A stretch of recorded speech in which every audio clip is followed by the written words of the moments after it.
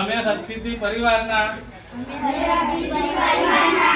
દરેક બાળકો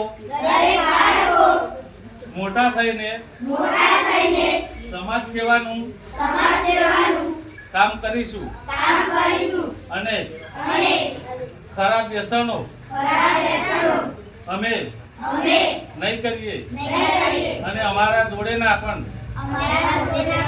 મિત્રને ખરાબ વ્યસન કરતો અટકાવીશું.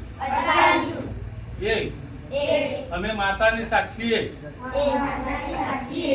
અમે પ્રતિજ્ઞા લઈએ છીએ.